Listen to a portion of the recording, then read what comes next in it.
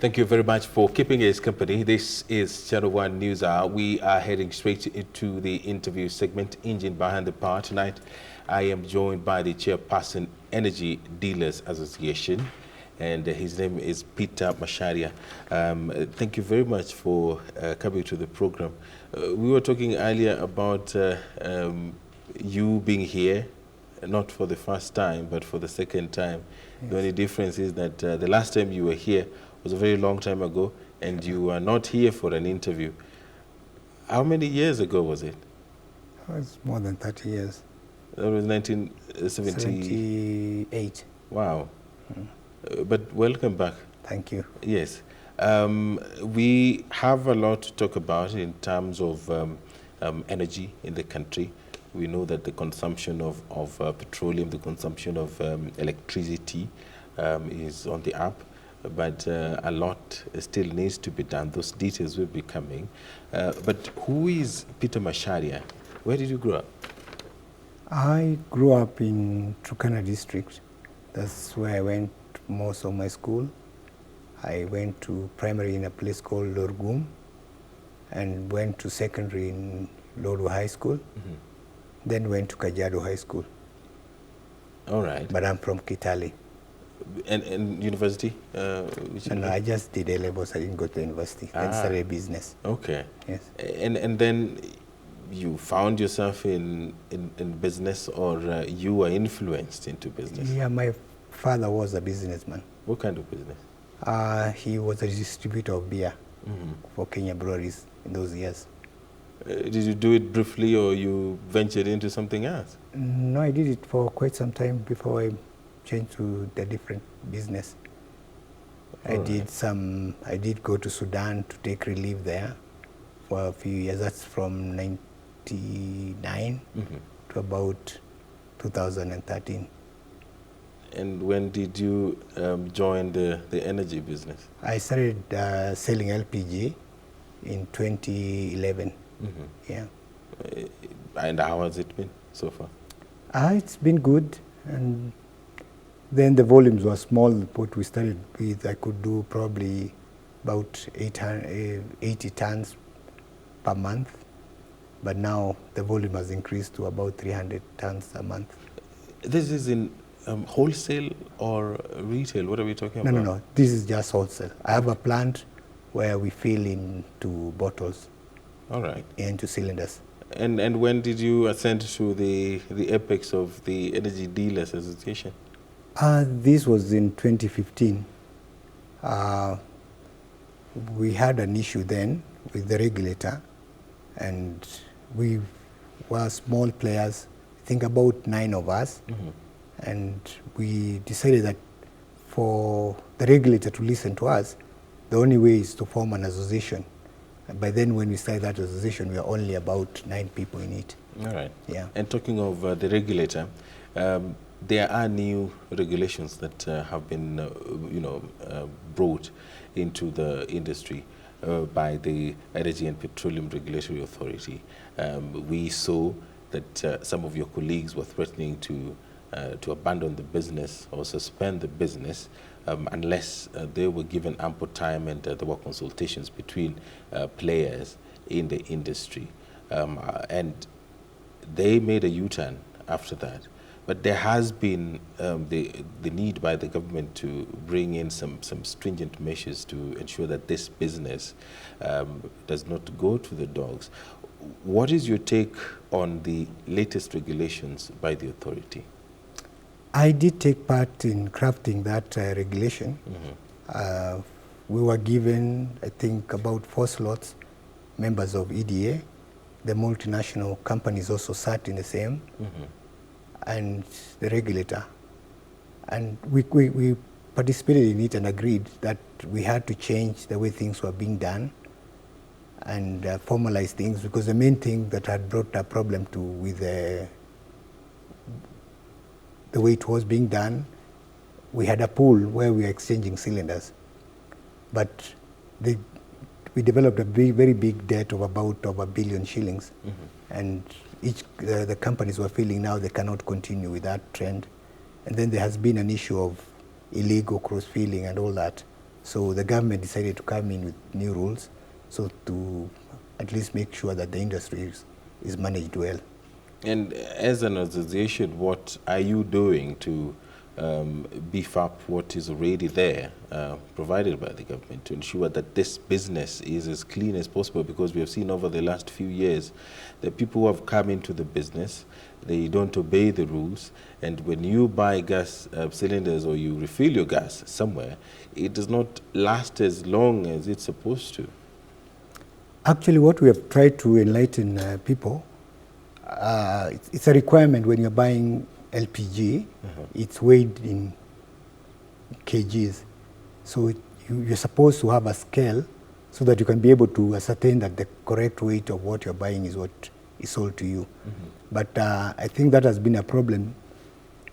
That has not been a case that has been followed up clearly. Most people do not know that they buy gas from the weight. They just buy gas from a cylinder. But the correct way of buying the correct quantity is that you have to make sure that it's weighed when you're buying it. Just like when you buy fuel, the meter runs and you're able to tell how many liters you have bought of gas. Right. Yes. And what sort of steps are there for someone to join your association? If, let's say, for example, someone opens a business tomorrow, is it automatic that they will join the association, or you as a body, there are some things that you look at, and these specifications must be met by anyone who is willing or who wants to join the association? The first thing that we require a person who wants to join is that first he must get a license from the regulator. That's the first thing. Then the second thing, you must own your own brand so that you can be able to join the group. Because currently we are about 33 members and each has got his own brand. You're talking of brand, what do you mean? We have brands like mine is Jamigas. All right. Okay. There are other friends of mine, members who have got companies like brands called Alpha, Seagas, and then now currently we have another brand that we're bringing into the market called Wanjiko. All right. Yeah. Then there is also the question about renewable energy. We know that Kenya, we are majorly biomass, charcoal and wood fuel. Close to 70% of Kenyans are still under that. And then there is petroleum, which is below 30% right now. Electricity is climbing. At least probably in the next couple of years, it will hit 20%. But going forward, we have seen even the government engaging in renewable energy. We have the wind turbines in Gong. We also have the geothermal energy, which is really promising.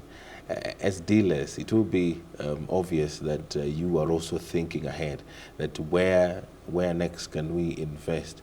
Have you thought about that? And if at all you have thought about it, what sort of action are you taking as businessmen and women? Actually, mainly what we're doing is selling LPG, and LPG is replacing charcoal and firewood. Yes. And the government has really put a lot of effort, at least to change the way we are using fuel from charcoal to LPG. And currently, if you check in the market, charcoal has become more expensive than LPG.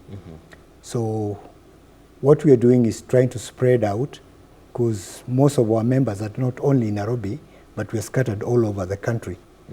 And we have been able to increase the penetration of LPG within about 4 years, from about 60 metric tons to about 300 metric tons a month. All right. Yeah. Every 14th day of the month, the regulator comes up with new prices of fuel. And this month, we did see that the price did go down, but generally it has been on the up. As dealers, it is obvious that profits make sense, but how do you feel when the prices are too high? Do you feel that probably as dealers there are things that you ought to do to maintain your customers, even if the prices are high, but those consumers who you hold dear, because I'm assuming you do not feel the pinch? Actually, if you look at the trend of LPG, we are actually in LPG, not the other fuel, the petroleum product. When we did start at around 2010, gas was very expensive then. But if you look at the price of gas now has really come down.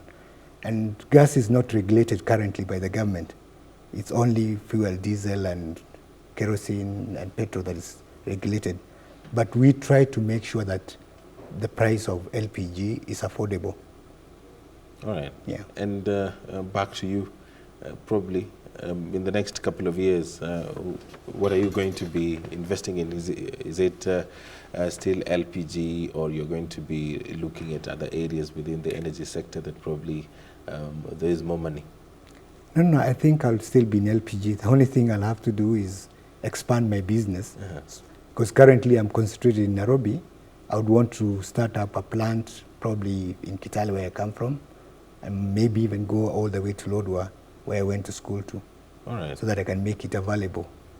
So for such business, how much are we looking at, initial capital? It's quite a bit of money. To start a plant, you need about 15 to 20 million shillings, a small plant. Yes. All right. And is it just you in the business, in the family, or probably your children are also in the business? No, it's just me in the business. What are they doing? My kids are doing other things, a different type of business. None of them is currently willing to do the same business. Is it disappointing? Yeah, sure it is. I would expect to have somebody. I'm expecting my young son, who is doing his year 12, probably will come in and take over from me. Because if you helped your father in his beer business, I know that it's not automatic for your son to also join the business, the family business, but isn't it something that you should talk to them about, probably help them see a future in it? You know, the generation has changed now. Most young people want to do what they want in life, not probably what I would like them to do. So what I've done with my children is allow them to pursue what they want in their own life. But I'm trying to encourage the young one to see whether they can be able to come and take over the business from me.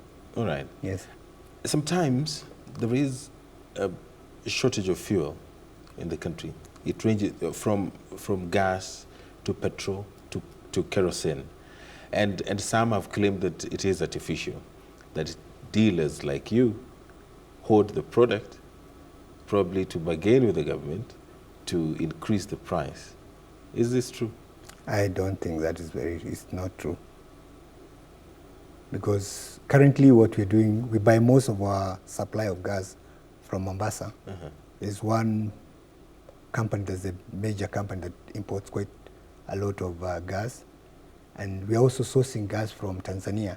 And I think for the last 4 or 5 years, I do not think we have had any shortage of gas, not at all. Prior to that, we used to have shortage of gas. People would go around with cylinders looking for gas. But now we have gas right at your doorstep. Where you live, you find gas there. All right. I don't think for the last 5 years we have run out of gas. Okay. Peter Kariuki, thank you. Thank you very much for coming to the program. Thank you.